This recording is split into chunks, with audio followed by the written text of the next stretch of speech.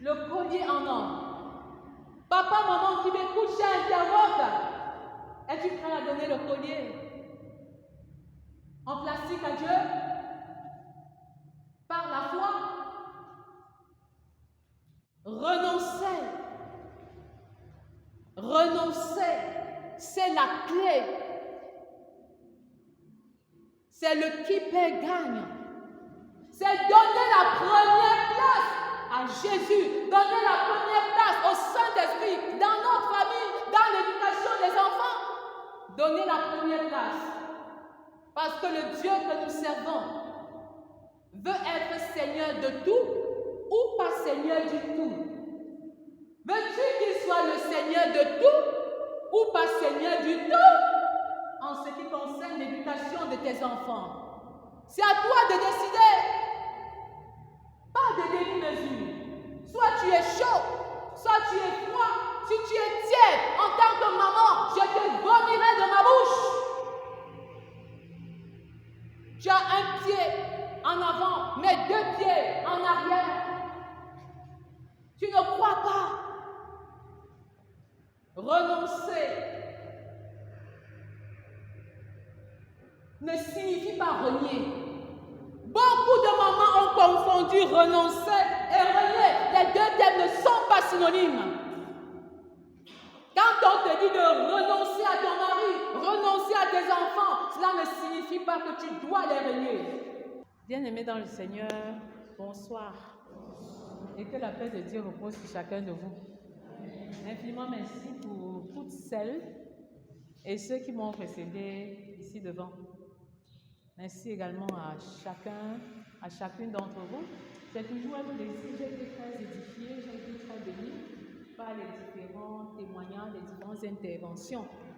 Et j'ai dit, Père, il faudrait que les femmes s'approprient ce qui est dit. Une maman qui opère dans le surnaturel, c'est une maman qui prie, mais qui ne fait pas de la prière le monologue. Elle prie, elle parle à Dieu et au-delà, elle écoute le Seigneur. Et c'est souvent ça la difficulté des mamans. Donc apprenons vraiment à écouter le Seigneur. C'est ça qui va nous aider à demeurer dans la présence de Dieu, le fait d'écouter la voix de Dieu. Et effectivement, nous en parlions le mois passé et j'ai appelé une de mes filles qui est dans le littoral. Et on a appliqué le principe d'écouter la voix de Dieu avec les enfants. Elle était surprise que la toute première fois, ça marche. Et je lui ai dit, mais les enfants sont mieux disposés. Il faut simplement les faire concentrer. Faites-les asseoir. Faites-les écouter la parole de Dieu. Ménagez-les. Pourquoi? Parce que les mamans de cette génération sont absentes. Elles vont dire, lave les assiettes en partant, lave le sol en partant. Mais les enfants ont besoin de voir comment maman lave les assiettes avec eux. Ça fait toute la différence. De voir comment maman lave le sol avec eux, c'est totalement différent. Et il me revenait fortement à cœur qu'il faut développer une intimité maternelle. Une intimité maternelle avec chacun des enfants. Parfois, tu as beaucoup d'enfants, mais tu ne bénéficies pas d'une certaine proximité spirituelle avec ses enfants. Mais je parle d'une intimité qui soit profonde de telle sorte que lorsque vous êtes avec ses enfants, personne ne peut accéder à vous. Il y a très peu de mamans qui cultivent ça. Les vacances sont les moments par excellence où on peut développer cette intimité spirituelle-là. C'est le moment par excellence où on peut aider les enfants à augmenter leur quotient spirituel, leur QS, les aider à grandir sur le plan de la foi, les aider à s'élever sur le plan de la foi. Et on ne sera pas dépassé, on ne sera pas débordé. Est-ce que les mamans comprennent un peu ce que je suis en train de dire? Donc que votre prière ne soit plus un monologue, que la prière avec les enfants ne soit plus un monologue. Et travailler donc à faire comment? À développer le quotient spirituel de ces enfants-là. Qu'ils grandissent, qu'ils connaissent Christ, qu'ils connaissent la Bible pendant les vacances, qu'ils voient les dessins animés chrétiens. Et qu'ils fassent beaucoup d'activités qui les aident à connaître qui est véritablement le Seigneur. Ça me montait fortement à cœur. Et si tu fais déjà très bien cet exercice, aide quelqu'un d'autre, peut-être ta petite soeur, ta grande soeur, une amie, une connaissance. Plus tu vas donner, mieux tu vas recevoir et c'est très intéressant de le savoir. aussi, qui a plus de boudin à donner qu'à recevoir. Donc j'ai été très bénie par les différents témoignages qui sont en quelque sorte une sorte de défi à réaliser. Donc on ne doit pas écouter la voix de Dieu une fois pour toutes et s'arrêter. Non, ça doit être une activité permanente, une activité continue, une activité dynamique. Ça nous aide beaucoup. Jésus s'étant approché, leur parlant ainsi, tout pouvoir m'a été donné dans le ciel et sur la terre. Allez, faites de toutes les nations des disciples, les baptisant au nom du Père, du Fils et du Saint-Esprit, et enseignez-leur à observer tout ce que je vous ai prescrit. Et voici, je suis avec vous tous les jours, jusqu'à la fin du monde. Tant qu'un homme sera dans les ténèbres, je m'investirai et j'investirai. Tant que les hommes n'aimeront pas leurs femmes, comme Christ a aimé et dirigé l'Église, je m'investirai et j'investirai. Tant que les femmes ne seront pas soumises à leur mari comme Sarah l'était à Abraham, au point de l'appeler Seigneur, je m'investirai et j'investirai. Tant que les couples ne vivront pas dans l'unité, la complémentarité, la sainte descendance biologique et spirituelle, je m'investirai et j'investirai. Tant que les enfants, tant que les adolescents, tant que les jeunes, tant que les célibataires seront confrontés à une crise de modèle et de référence, je m'investirai et j'investirai. Tant que les familles n'auront pas pour socle l'amour inconditionnel, un modèle personnel, conjugal, familial, rempli de la puissance du Saint-Esprit, des enfants régénérés, l'unité et les finances consacrées à Dieu, je m'investirai et j'investirai. Tant que la lumière de Christ ne brillera pas sur les familles, l'éducation, la religion, l'art, la politique, l'économie et les médias, je m'investirai et j'investirai. Tant que, point de suspension, je m'investirai et j'investirai. On ne naît pas femme d'impact, on le devient. Et si tu ne deviens pas une femme d'impact dans le monde, tu seras une femme impactée par le monde. Oui, si ton mari a un problème, tu as la solution. Et si ton mari est un problème, tu es la solution. Au nom de l'amour inconditionnel, de la complémentarité et de ce que vous êtes une équipe interdépendante. Les trois clés des mamans qui opèrent dans le surnaturel. Trois clés. N'aimez point le monde, ni les choses qui sont dans le monde. Car si quelqu'un aime le monde, l'amour du Père n'est point en lui. Car tout ce qui est dans le monde, la convoitise de la chair, la convoitise des yeux, l'orgueil de la vie ne vient pas du Père, ne vient pas du Père, mais vient du monde. Tu vas opérer dans le surnaturel. N'aime point le monde, ni les choses qui sont dans le monde. Si tu veux être une maman qui opère dans le surnaturel, une maman qui est en communion permanente avec le Saint-Esprit, avant de prendre une décision, avant de montrer la voie qu'il faut suivre à chacun de ses enfants. N'aime point le monde, ni les choses qui sont dans le monde. Sépare-toi du monde et consacre-toi totalement à l'Éternel. 1 Jean 2, les versets 15 à 16.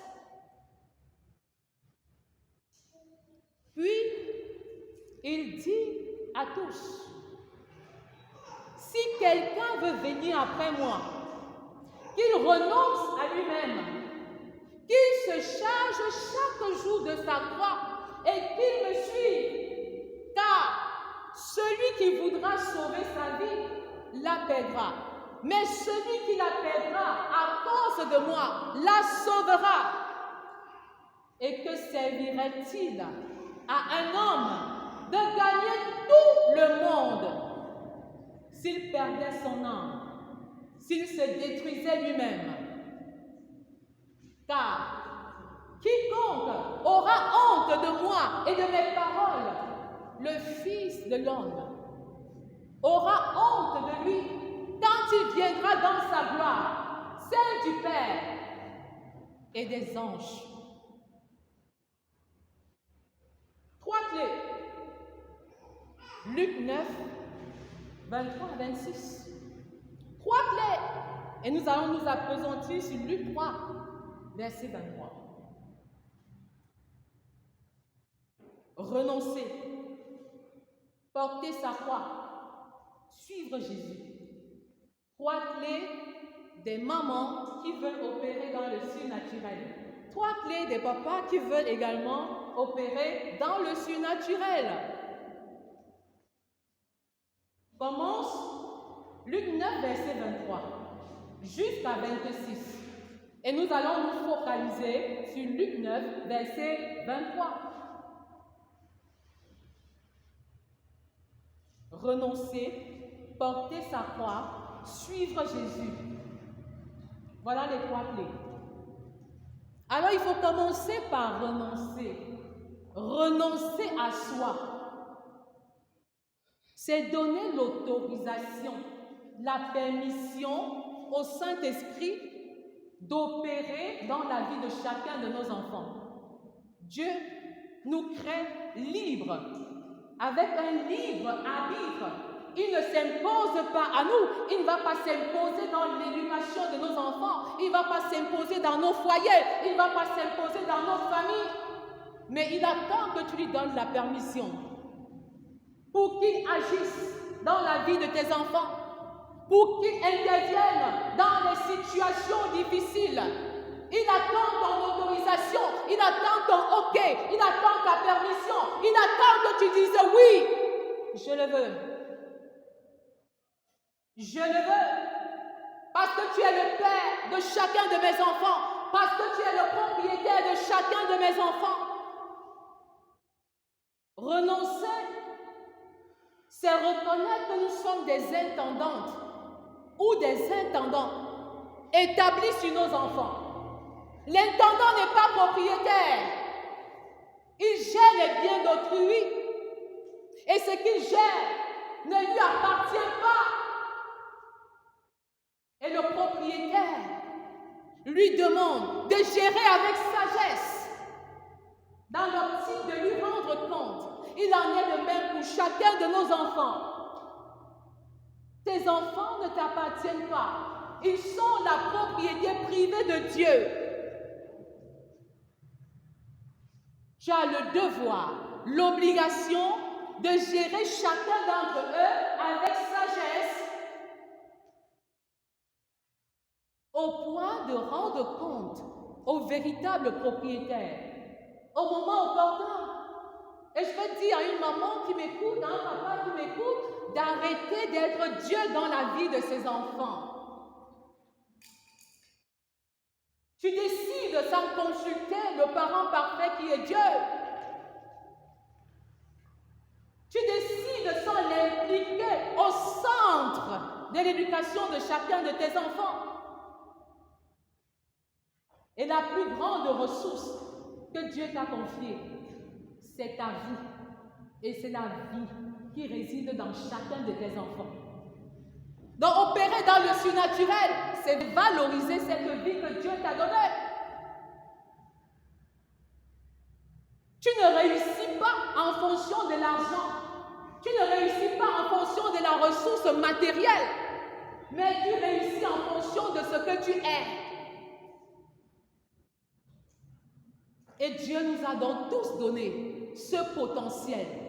Notre succès ou notre échec sera en fonction de comment nous allons gérer cette vie que Dieu nous a donnée. Tu es plus focalisé sur ce que les enfants ont. Tu es plus focalisé sur ce que les enfants n'ont pas. Et tu es aveuglé. Tu ne vois même pas que le Seigneur t'a donné la vie et que la vie qu'il t'a donnée, c'est le meilleur potentiel que tu peux avoir. Que la vie qu'il t'a donnée vaut mieux que toute autre chose, vaut mieux que tout bien matériel. Renoncer, c'est choisir délibérément de perdre dans le but de gagner. Dans le monde, on parle du qui perd gagne. Mais en théologie, c'est le gain par la perte. Je perds aux yeux des hommes, mais j'ai gagné aux yeux de Dieu. Je perds aux yeux des personnes qui pensent que je paye le prix seul pour encadrer et éduquer ses enfants. Mais aux yeux de Dieu, c'est un gain, c'est un succès. Et c'est pourquoi je refuse de me décourager. Une maman d'impact n'abandonne jamais. Une maman d'impact n'est jamais vaincue. Un papa d'impact est toujours victorieux, quelle que soit la difficulté, quelle que soit la circonstance. Tu as le potentiel en toi. 1 Jean 4, verset 4. Celui qui est en toi est plus fort que celui qui est dans le monde. Vous, petits enfants, vous êtes de Dieu. Maman, tu es de Dieu. Papa, tu es de Dieu. Et l'esprit qui est en toi est plus fort que celui qui est dans le monde. Quelle que soit la difficulté par laquelle l'enfant passe, tu as le dessus. Tu as le pouvoir sur la difficulté. Approprie-toi de cette victoire. Appelle à l'existence cette victoire. Parce que la vie et la mort sont au pouvoir de ta langue. Renoncer. Renoncer est la première clé pour opérer dans le surnaturel. Est-ce que tu veux renoncer? Il est question de renoncer à quoi? Renonce à tes intérêts. Renonce à ton mari, renonce à ta femme, renonce même à tes enfants, renonce à ta maison. Parce que Dieu n'est pas prêt à partager sa gloire avec toi. Efface-toi, décroît et laisse-le croître. Renonce. Tous les investissements que tu fais dans la vie de tes enfants sont similaires à un bijou en plastique. Sont similaires à un collier en plastique. Et Dieu te dit depuis longtemps, donne-moi ce collier en plastique. Donne-moi ce collier en plastique. Et je te donnerai un collier en or. Je te donnerai un collier en or. Tes enfants entreront dans leur destinée parfaite. Ils accompliront le plan parfait pour lequel je les ai envoyés sur la terre. Mais tu gardes ton collier en plastique. Tu attends de voir. Pourquoi? Mais Dieu dit non.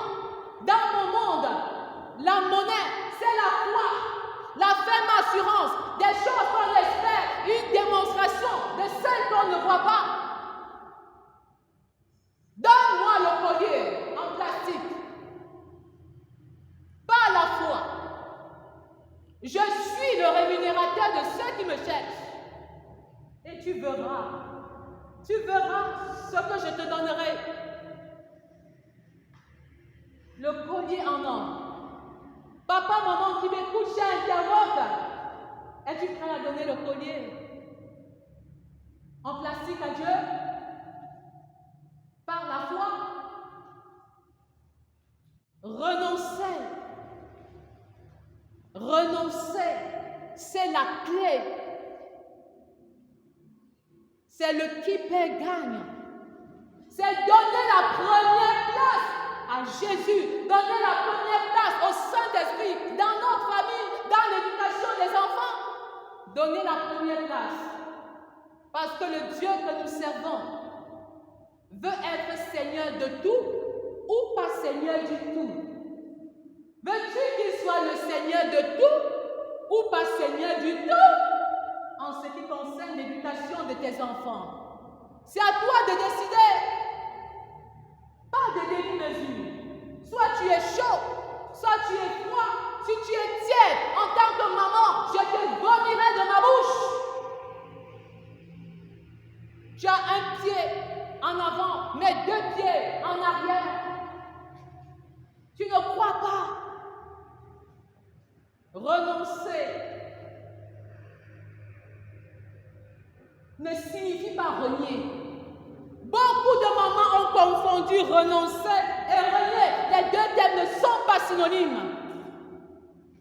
Quand on te dit de renoncer à ton mari, renoncer à tes enfants, cela ne signifie pas que tu dois les renier.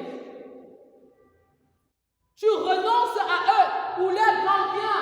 Et les disciples de dire aux geôliers, crois au Seigneur Jésus et tu seras sauvé, toi et ta famille.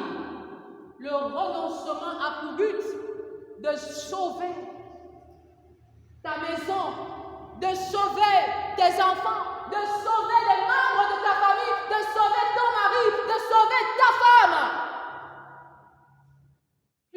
confusion à ce niveau.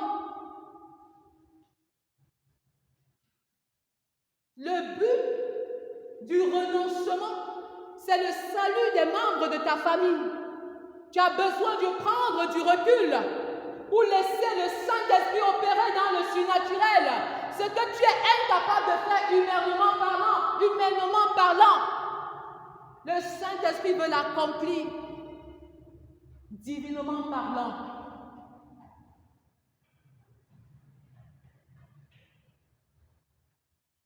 Ne confonds plus les deux thèmes parce qu'ils ne sont pas synonymes. On renonce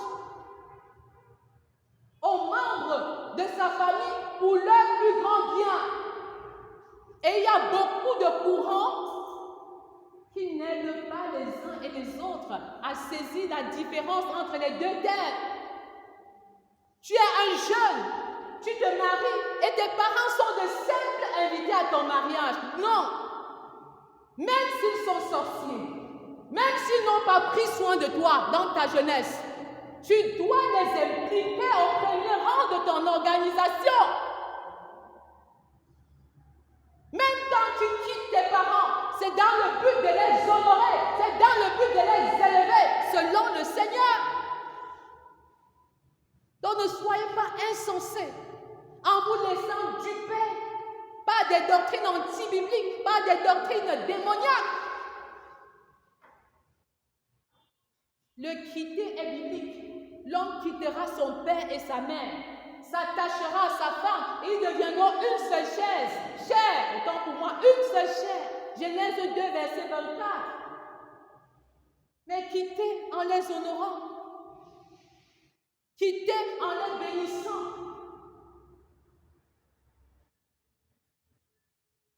Et non en les reniant, comme le font beaucoup. Jésus veut être au centre. Il ne veut pas occuper les secondes places. Comme ce jeune homme qui organise son mariage et implique Jésus comme un invité. Et donc comme la pierre angulaire. Jusqu'au moment où le vin manque. C'est là où il s'aperçoit effectivement qu'il avait besoin de Jésus au centre de son mariage, au centre de sa célébration. Il en est de même pour toi, papa et maman. Que le Saint-Esprit ne soit pas un simple invité dans l'éducation de nos enfants. Qu'il ne soit pas un simple invité, mais qu'il soit au centre.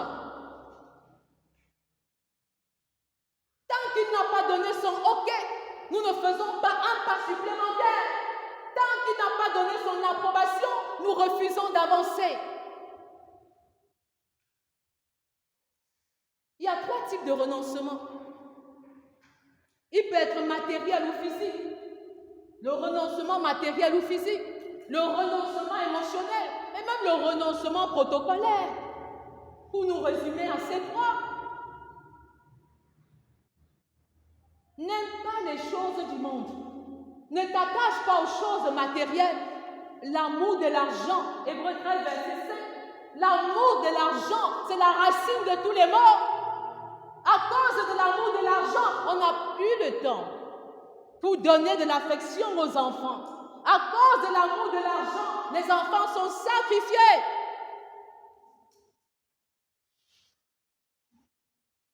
Le renoncement est émotionnel. Et ton malheur viendra de ce à quoi tu es très attaché. C'est parfois l'enfant en qui tu as fait le plus grand investissement qui va te trahir et va te décevoir. Tu l'aimais plus que les autres. Tu le distinguais même des autres. Mais en fin de compte, quel est le résultat qu'il va t'apporter? L'attachement aux membres de nos familles nous fragilise et nous empêche d'écouter la voix de Dieu. Tu es tellement attaché à ta mère. Tu es tellement attaché à ton père. Tu es tellement attaché à tes enfants que tu es insensible à la voix de Dieu. C'est pourquoi, étant conscient de cette réalité émotionnelle, Dieu a séparé Joseph de Jacob, son père. Il fallait cette séparation douloureuse pour l'équipement de Joseph, parce qu'il était le préféré de son père. Il portait une tunique bigarrée que les autres n'avaient pas. Maman, comment tu réussis l'exploit à avoir des préférés parmi tes enfants? Comment tu aimes Pierre plus que Paul? Ce n'est pas juste. Ce n'est pas de Dieu. Et le trop plein d'attachement émotionnel va empêcher cet enfant d'être mature quand il le faudra.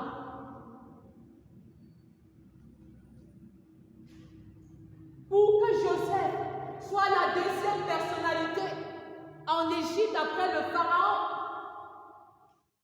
il fallait qu'il soit séparé de son père et que le trop plein d'amour dont il bénéficiait ne soit plus son partage. Dans notre jargon, on parle souvent d'enfants gâtés.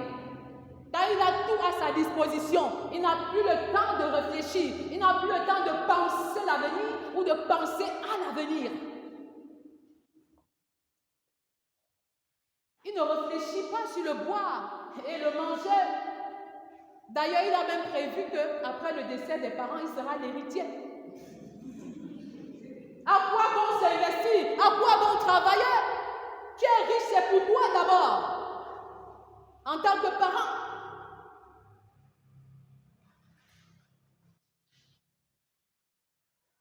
C'est important que ce détachement ait lieu. Beaucoup de femmes ne tiennent pas dans le foyer à cause du renoncement émotionnel. Dès qu'elles ont une petite difficulté, elles appellent la maman au téléphone. Elles racontent tout ce qui se passe. Mais où est la maturité? C'est ce à quoi tu es attaché qui te détruit. Attache-toi à Dieu. Attache-toi au Saint-Esprit. Et tu auras une expérience différente. Le renoncement est protocolaire. Il faut absolument respecter un certain ordre, une certaine dynamique. Si on ne t'appelle pas docteur ou professeur, c'est comme si on t'avait déshonoré. Alors que sur ton acte de naissance, il n'y a pas ce titre-là. Il n'y a pas ce titre. Et je me rappelle, j'étais dans un mouvement où j'étais leader principal, fondatrice même, et j'étais en train d'enseigner. Il y a une autre épouse de pasteur qui est venue, et puis mes collaborateurs m'appelaient Naomi. Naomi à gauche, Naomi à droite.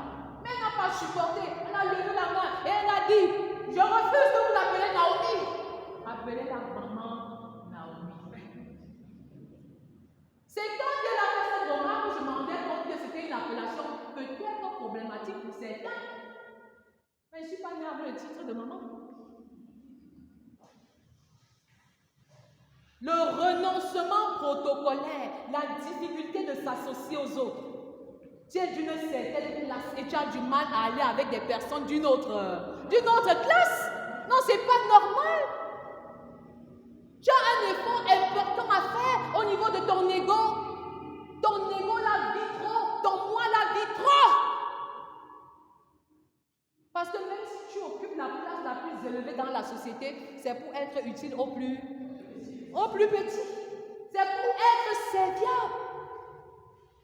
Donc la mort en soi est quelque chose d'extraordinaire à ce niveau. Jésus a renoncé au ciel. Jésus a renoncé à toute sa gloire, à tous les titres, pour nous sauver. Mais toi, tu as du mal à renoncer à ta voiture. Tu as du mal à renoncer à ta maison. Tu as du mal à renoncer à tes biens. Mais quand tu vas mourir, tu n'emporteras pas tout ça avec toi.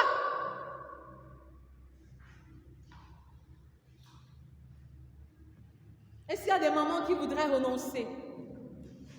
Qui voudraient vraiment renoncer à leurs intérêts pour la cause du royaume? Renoncer même à leur enfant pour établir Christ, le Saint-Esprit? comme le roi des rois, comme le propriétaire par excellence.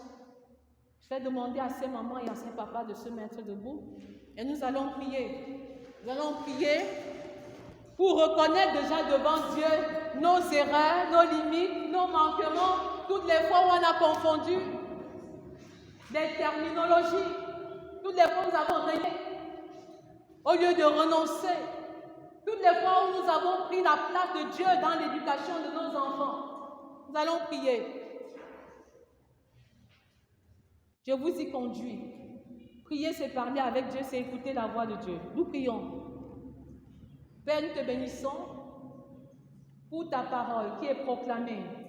Nous te rendons grâce parce que tu es Dieu et nous te bénissons parce que tu nous apprends en fait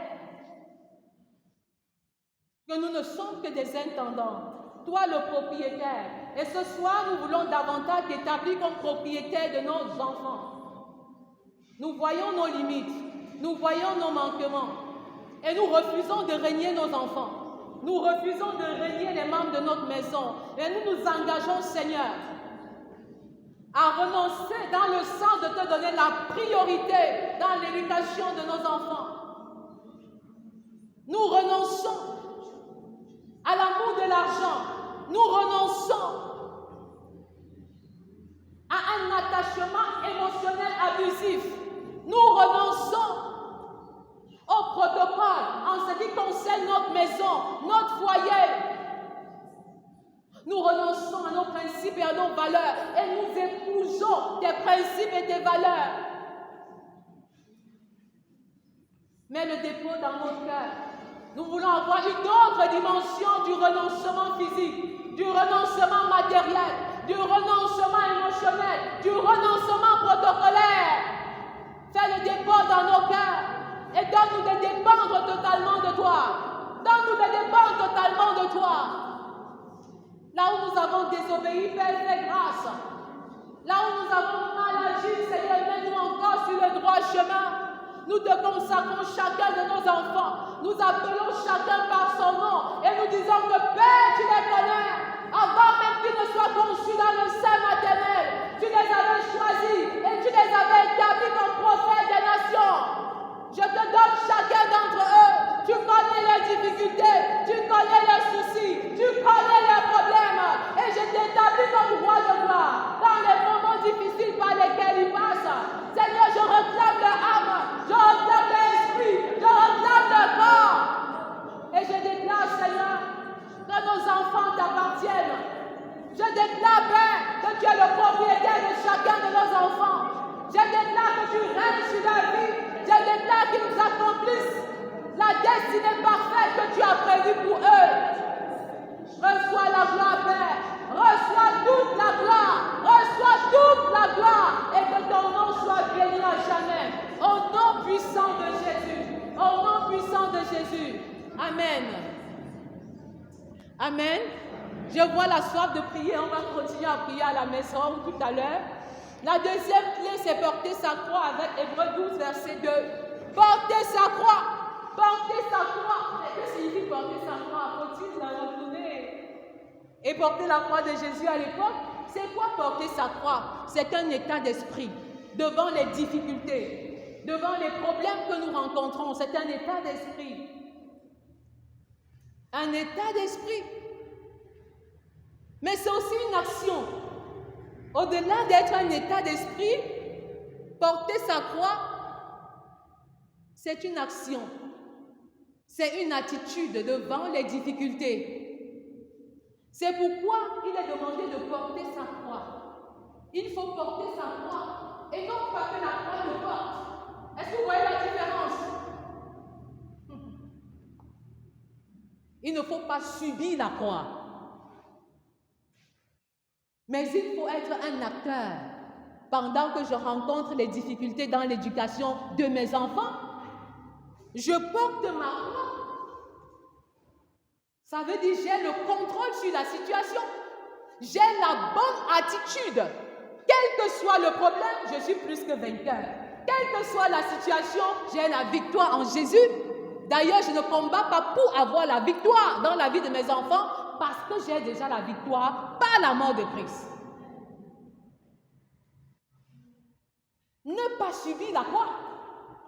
Je porte la croix. La croix ne me porte pas. Parce que si la croix te porte, tu vas subir toutes sortes de problèmes. Tu vas dire que je suis dépassé. Tu vas dire que je n'en peux plus. Tu vas avoir un langage amer. Porte ta croix. C'est la deuxième clé, maman Angèle. La deuxième clé. Porte ta croix et suis-moi. Ne te laisse plus porter par la croix. Ne te laisse plus porter par les difficultés. Mais gère la situation. Ce qui fait la différence entre une maman qui opère dans le charnel et une autre maman qui opère dans le surnaturel, c'est la capacité à porter sa croix avec joie. C'est la capacité d'avoir la bonne attitude même dans les situations les plus difficiles. Nous avons tous expérimenté le rejet, l'abandon, l'injustice, des blessures sur le plan émotionnel d'une manière ou d'une autre. Mais ce qui compte le plus, c'est l'attitude que je développe devant les problèmes. Comment est-ce que je me vois? Comment est-ce que je valorise mon identité d'enfant de Dieu devant les problèmes? Comment est-ce que je fais intervenir prioritairement la puissance du Saint-Esprit pendant que je suis en difficulté avec mes enfants? Un enfant qui m'insulte, un enfant qui tape sur moi, un enfant qui frappe la porte devant moi et s'en va. Le plus dur n'est pas que l'enfant se comporte comme ça, c'est l'attitude que j'ai devant une telle situation. Donc le véritable problème n'est pas le problème de l'enfant, mais c'est l'attitude de la mère surnaturelle que je suis, c'est l'attitude du papa surnaturel que je suis devant cet état de choses. En fait, ce que beaucoup de chrétiens, ce que beaucoup de mamans n'ont pas compris, c'est les avantages de la croix. Ton bonheur, c'est à la croix. Ton bonheur, elle se cache derrière la croix. Tu ne peux pas faire sans la croix. Plus tu fuis la croix, plus les problèmes s'augmentent. Le succès est à la croix. C'est à la croix que tout est accompli. C'est à la croix que tes enfants ont réussi. Mais toi, tu fuis la croix. Et la situation se complique. Ne fuis plus la croix. Et quand tu fais même l'erreur d'être à la croix, dès qu'on a couru la main gauche, tu fuis avec la main droite. Dès qu'on a couru la main gauche, la main droite, tu fuis avec les pieds. Dès qu'on a couru la main gauche, la main droite, les pieds, tu fuis avec la main.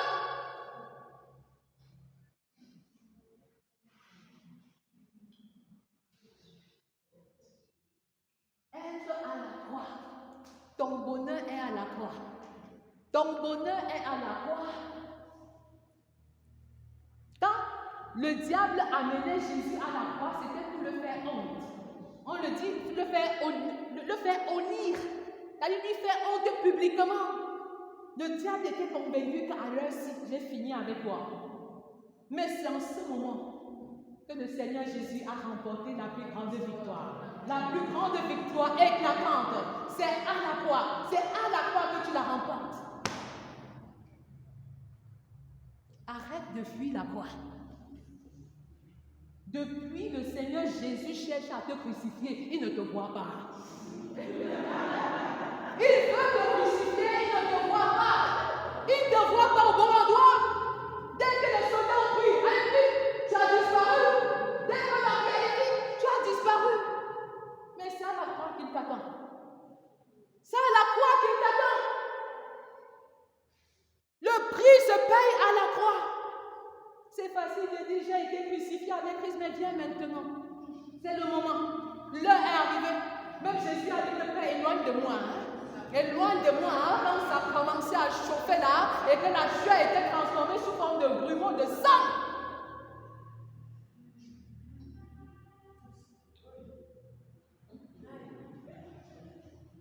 C'est à la croix que tout se passe.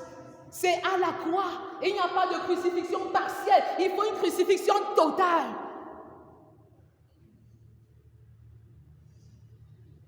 Gauche, droite, les deux pieds, la côte percée. Et c'est à cette croix que tu peux dire à ton mari, je te pardonne. je rentre à la maison. C'est à cette croix que tu peux dire, mon enfant, je te pardonne. Parce que Christ a pardonné à la croix. Si tu n'es pas à la croix, tu ne peux pas pardonner. Tu ne peux pas pardonner. Mais remonte à la croix. Remonte à la croix pour reprendre ta force, pour te ressourcer, pour prendre de l'énergie. Mais à la croix, il n'y a pas de plainte. Il n'y a pas de plainte à la croix. Il y a l'expression par excellence de l'amour inconditionnel. Il y a l'expression par excellence du pardon inconditionnel. Remets les choses en ordre. Remets les choses en ordre. Parce que le bonheur est à la croix. Ton bonheur se cache derrière la croix.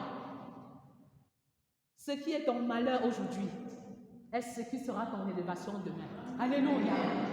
Mais est-ce que tu as besoin, est-ce que tu es prêt à affronter cette difficulté-là avec le Saint-Esprit? Ce qui est impossible à Dieu, ce qui est impossible aux hommes, pardon, ce qui est impossible aux hommes est possible à... Est-ce que tu veux être à la croix? Tu veux être à la croix? Moi, j'y suis déjà. Père, je suis à la croix. Et s'il y a des mamans qui veulent être à la croix, Père, je me voici à la croix. Je veux payer le prix à la croix. À la croix, mes malheurs se transforment en bénédiction. À la croix, mes souffrances se transforment en bonheur. Je veux être crucifié avec Christ. J'ai été crucifié avec Christ. Est-ce que tu peux reprendre après moi ce verset? J'ai été crucifié avec Christ. Et si je vis, ce n'est plus moi qui vis. Et si je suis papa, et si je suis maman, c'est Christ qui est à ma place. J'ai été crucifié dans ma chair. Et je déclare que mes malheurs sont transformés en bonheur. Que mes douleurs sont transformées en joie. Que mes peines sont transformées en joie. Au nom puissant de Jésus. Amen. Asseyons-nous. C'est à la croix. Renoncer, porter sa croix, suis-moi. Maman, Angèle, suis-moi.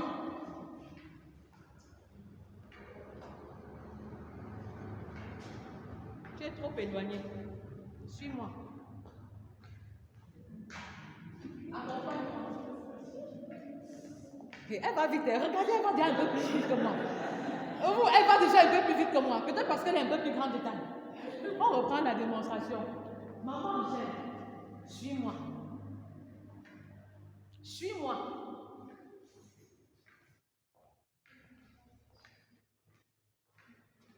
Est-ce qu'on peut acclamer pour elle?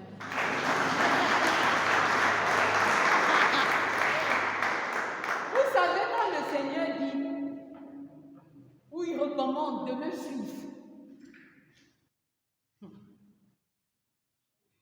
il demande de l'accompagner.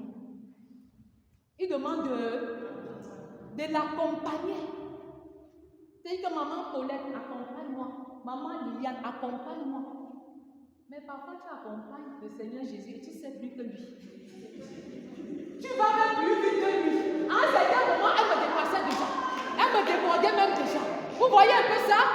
Et donc, elle a dit, suis-moi. Dans une autre version, il dit, viens après moi. Il n'a pas dit avant moi. Viens après moi. Viens après moi. Suis-moi. Accompagne-moi. C'est quand tu amènes ta fille de 5 ans faire de gros achats dans un supermarché. Mais c'est toi la maman qui a le budget. C'est toi qui sais exactement ce qu'il faut, ce qui est même bon pour l'enfant. Tu sais ce qu'il faut faire, ce qu'il ne faut pas faire. Ce n'est pas l'enfant de 5 ans de t'imposer le type de mini-jupe que tu dois lui acheter. Est-ce que vous comprenez un peu? Mais le problème des parents, c'est qu'ils ont précédé Jésus. Ils viennent plutôt avant. Quand Jésus dit que derrière, il y a une façon de suivre Jésus. Il lève le pied, je mets ma part. Parce qu'en un moment, je suis à un autre rythme. Vous voyez? Mais il y a une façon de suivre. Que Jésus enlève ses pieds, je pose ma part. Et je me rappelle de cette révélation que j'ai eue. Et le Seigneur me disait, mais voilà, regarde Naomi, quand j'enlève j'enlève mon pied, tu mets ta part. Mais à la seule différence que ta part ne correspond pas vraiment à mes empreintes.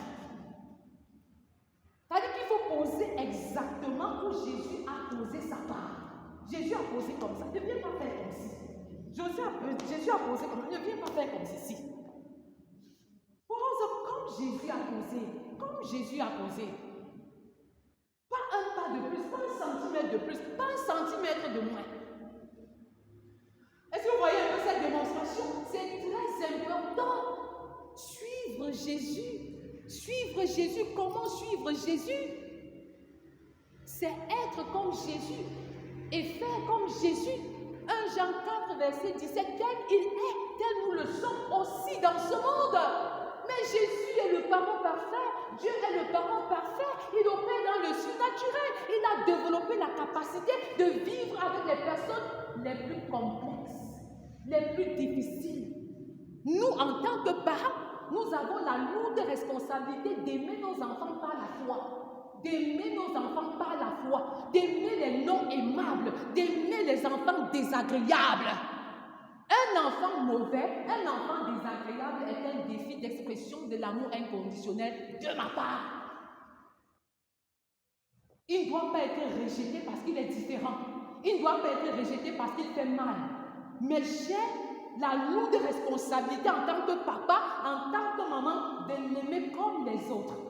De l'aimer autant que les autres. Et ce n'est que divinement parlant.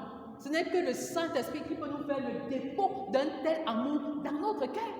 Sinon, on a tous tendance à aimer les enfants les plus beaux. On a tous tendance à aimer les enfants les plus intelligents. On a tous tendance à aimer les enfants qui se distinguent d'une certaine façon. Mais il n'en est pas ainsi de Dieu. Parce qu'il va laisser 99 brebis pour aller chercher une seule qui est perdue. Une seule.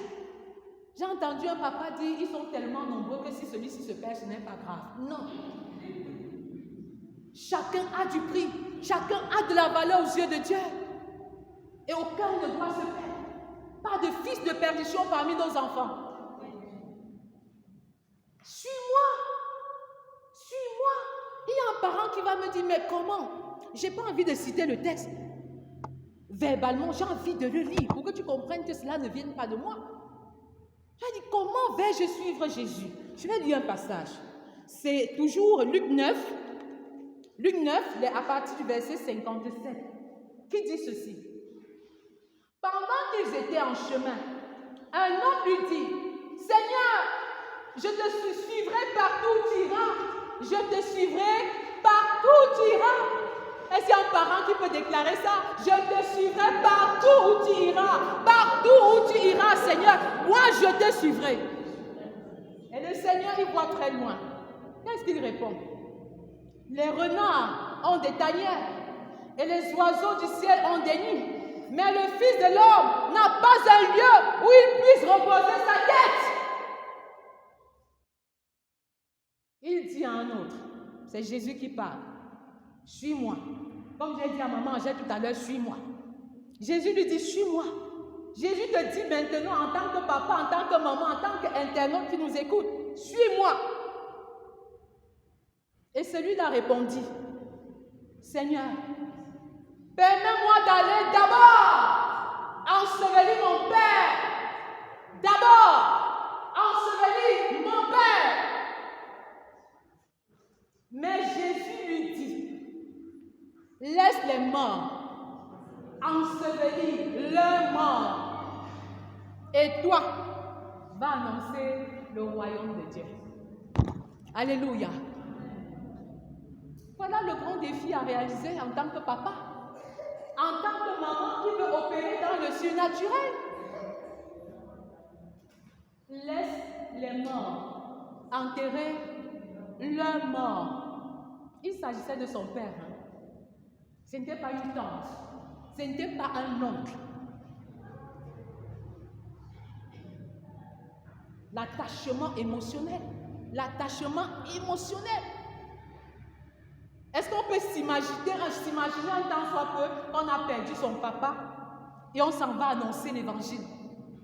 Qu'est-ce qu'on va dire de nous? Qu'est-ce qu'on va penser de nous? Qu'est-ce que les gens vont dire? Quel est le témoignage dans ma famille, dans mon entourage? Mais ici, c'est Jésus qui parle. Quand le monsieur lui dit, laisse-moi d'abord. Non, le d'abord, c'est le royaume des cieux. Ensuite, c'est toi. Le d'abord, c'est le royaume des cieux. Laisse les morts ensevelir leurs morts. Et toi, maman, et toi, papa, et toi, internaute, va annoncer le royaume de Dieu.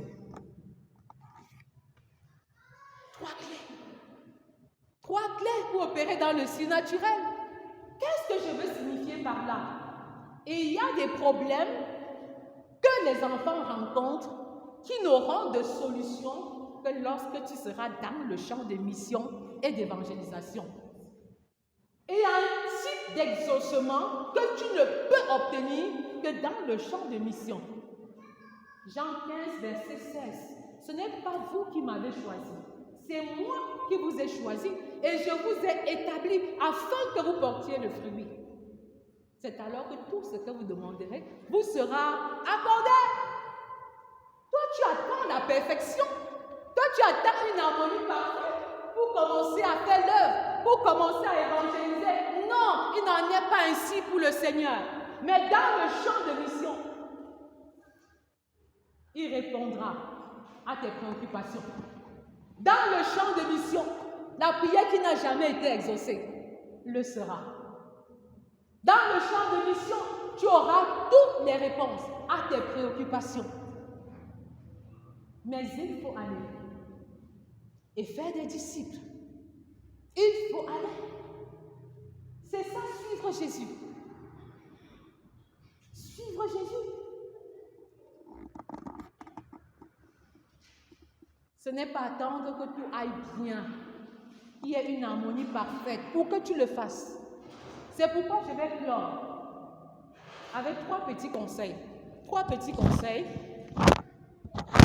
des papas et des mamans qui opèrent dans le surnaturel. 3 petits conseils, mais qui sont la clé. Renoncer, porter sa croix, suivre Jésus et 3 conseils supplémentaires. 1. Prie avec chacun de tes enfants. Prie pour chacun de tes enfants. La différence des prépositions fait toute la différence. Prie avec chacun de tes enfants. Prie avec chacun de tes enfants. Conseil numéro 1. Conseil numéro 2. Lis la Bible avec chacun de tes enfants et pour chacun de tes enfants. Deuxième clé. 3e conseil.